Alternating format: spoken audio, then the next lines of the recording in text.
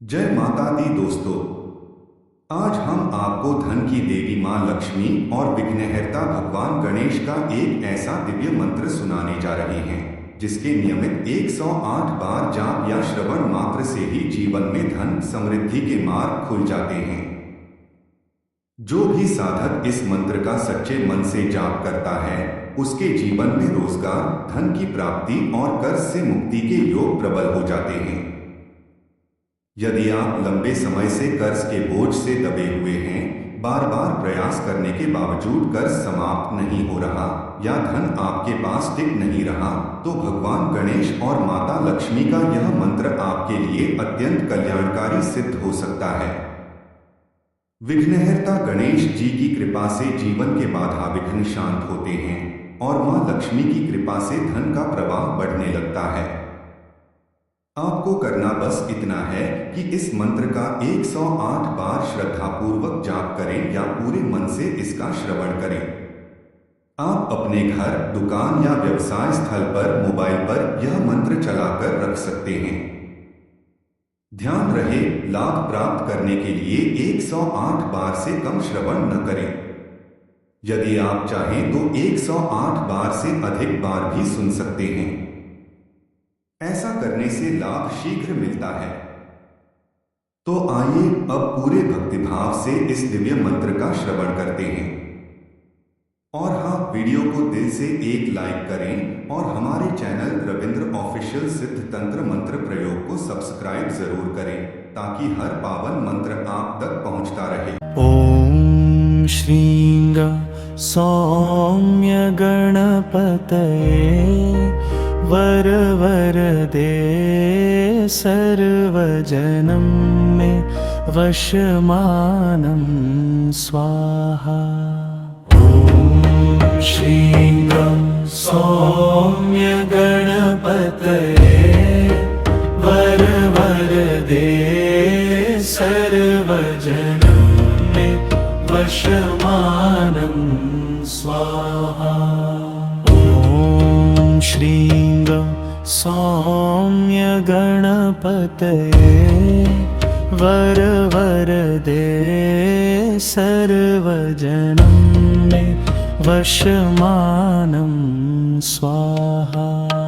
ॐ श्रीं सौम्य गणपतये वरवरदे सर्वजनं मे वशमानं स्वाहा। ॐ श्रीं सौम्य गणपतये वरवरदे सर्वजनं मे वशमानं स्वाहा। ॐ श्रीं सौम्य गणपतये वरवरदे सर्वजनं मे वशमानं स्वाहा। ॐ श्रीं सौम्य गणपतये वरवरदे सर्वजनं मे वशमानं स्वाहा। सौम्य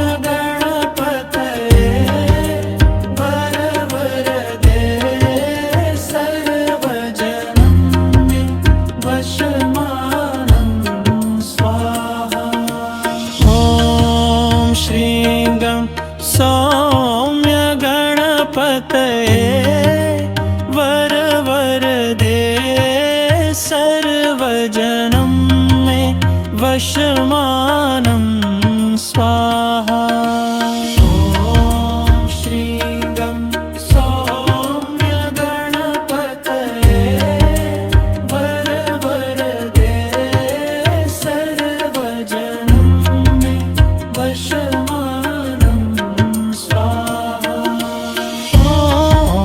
श्रीं सौम्य गणपतये वरवरदे सर्वजनं मे वशमानं स्वाहा।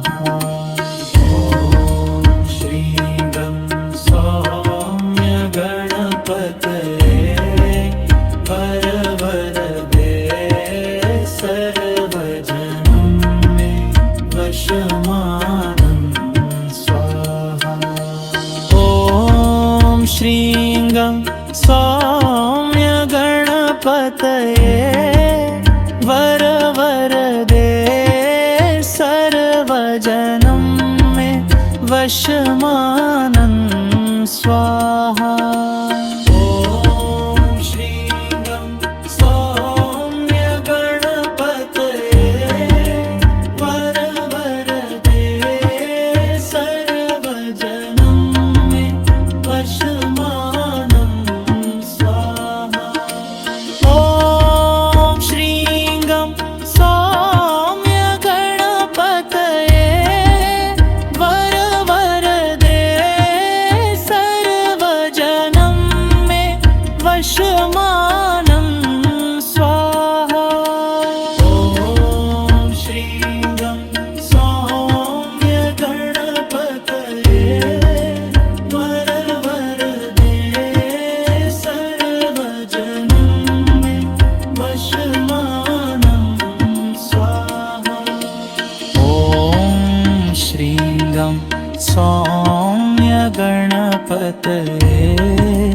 वरवरदे सर्वजनं मे वशमानं स्वाहा।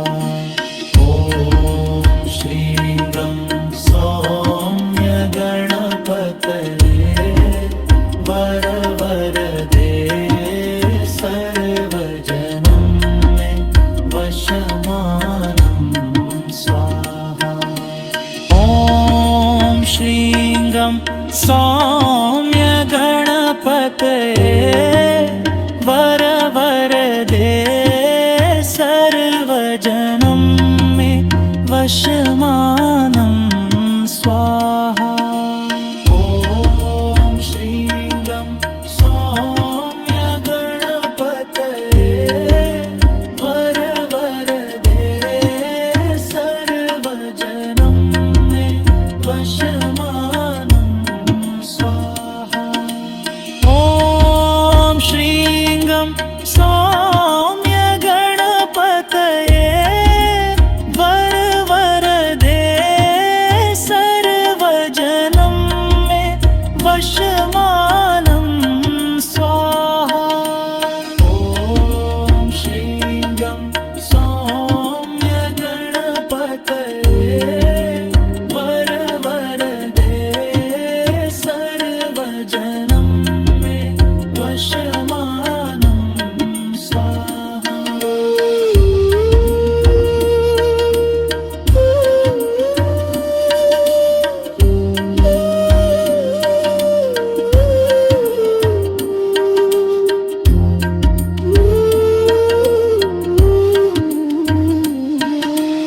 ॐ श्रीं गं सौम्य गणपतये वरवरदे सर्वजनं मे वशमानं स्वाहा। ॐ श्रीं गं सौम्य गणपतये वरवरदे सर्वजनं मे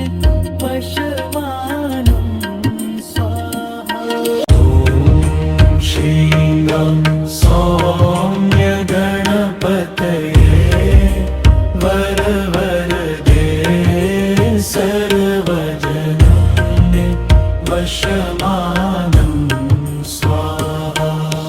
ॐ श्रीं गं सौम्य गणपतये वरवरदे सर्वजनं मे वशमानं स्वाहा।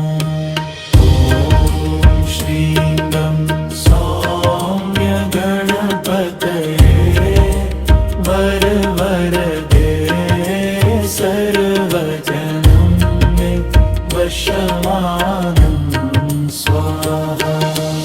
ॐ श्रीं गं सौम्य गणपतये वरवरदे सर्वजनं मे वशमानं स्वाहा। ॐ श्रीं गं सौम्य गणपतये वरवरदे सर्वजनं मे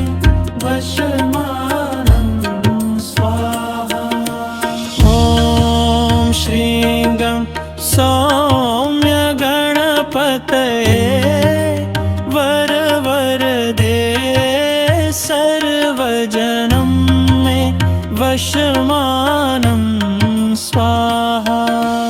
ॐ श्रीं गं सौम्य गणपतये वरवरदे सर्वजनं मे वशमानं स्वाहा।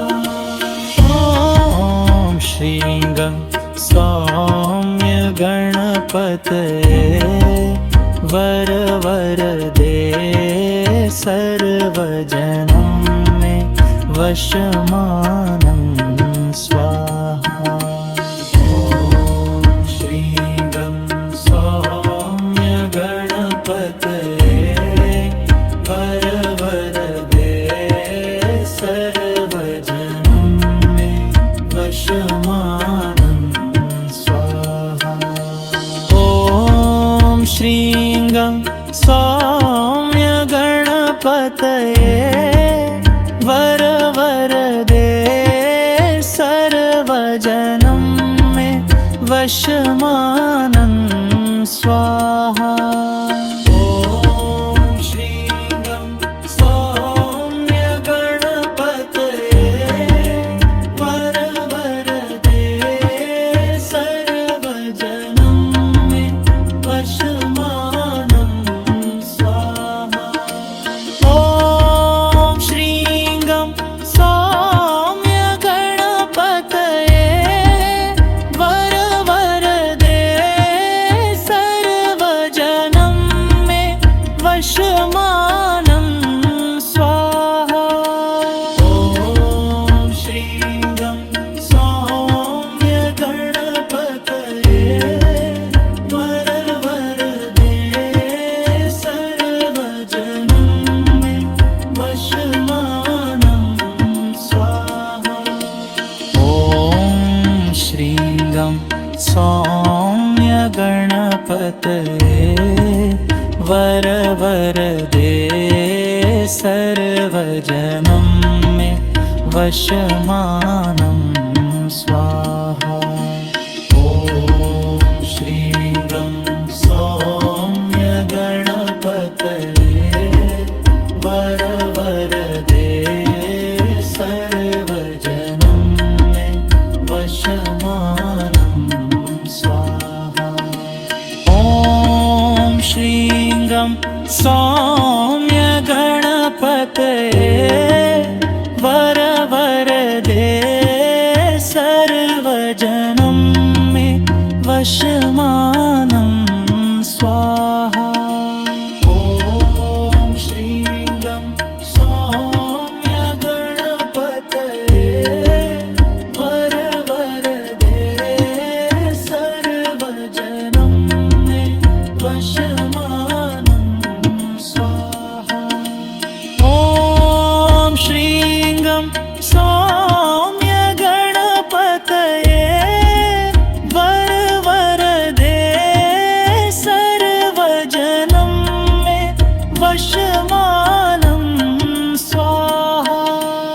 ॐ श्रीं गं सौम्य गणपतये वरवरदे सर्वजनं मे वशमानं स्वाहा।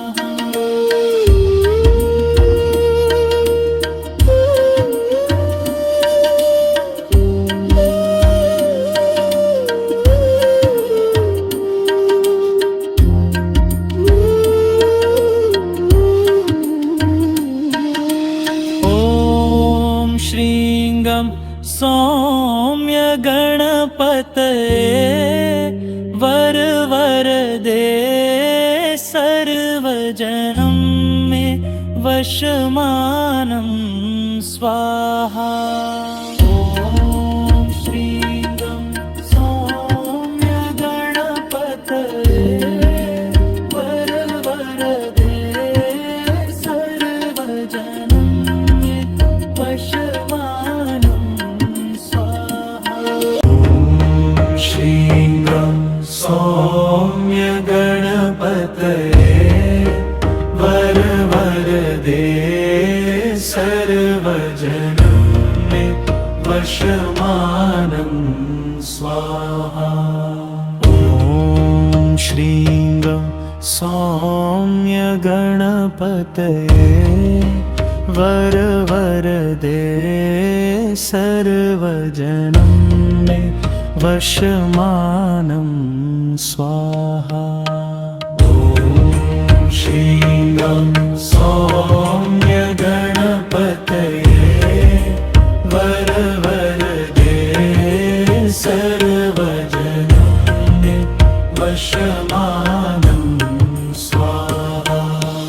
ॐ श्रीं सौम्य गणपतये वरवरदे सर्वजनं मे वशमानं स्वाहा। ॐ श्रीं सौम्य गणपतये वरवरदे सर्वजनं मे वशमानं स्वाहा। ॐ श्रीं सौम्य गणपतये वरवरदे सर्वजनं मे वशमानं स्वाहा। ॐ श्रीं सौम्य गणपतये वरवरदे सर्वजनं मे वशमानं स्वाहा। ॐ श्रीं सौम्य गणपतये वरवरदे सर्वजनं मे वशमानं स्वाहा। ॐ श्रीं सौम्य गणपतये वरवरदे सर्वजनं मे वशमानं स्वाहा। ॐ श्रीं सौम्य गणपतये वरवरदे सर्वजनं मे वशमानं स्वाहा। ॐ श्रीं सौम्य गणपतये वरवरदे सर्वजनं मे वशमानं स्वाहा। ॐ श्रीं सौम्य गणपतये वरवरदे सर्वजनं मे वशमानं स्वाहा। ॐ श्रीं सौम्य गणपतये वरवरदे सर्वजनं मे वशमानं स्वाहा। ॐ श्रीं सौम्य गणपतये वरवरदे सर्वजनं मे वशमानं स्वाहा। ॐ श्रीं सौम्य गणपतये वरवरदे सर्वजनं मे वशमानं स्वाहा। ॐ श्रीं सौम्य गणपतये वरवरदे सर्वजनं मे वशमानं स्वाहा। ॐ श्रीं सौम्य गणपतये वरवरदे सर्वजनं मे वशमानं स्वाहा। ॐ श्रीं सौम्य गणपतये वरवरदे सर्वजनं मे वशमानं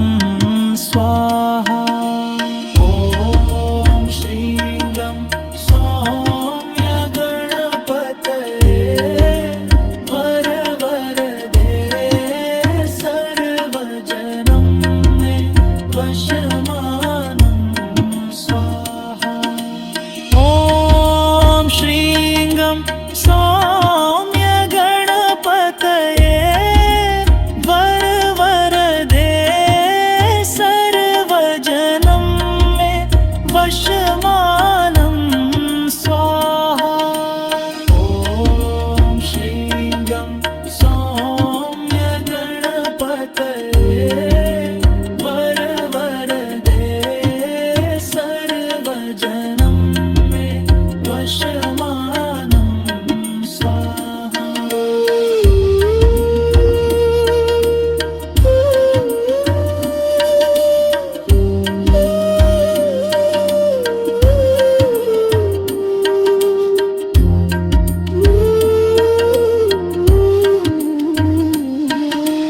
ॐ श्रीं सौम्य गणपतये वरवरदे सर्वजनं मे वशमानं स्वाहा।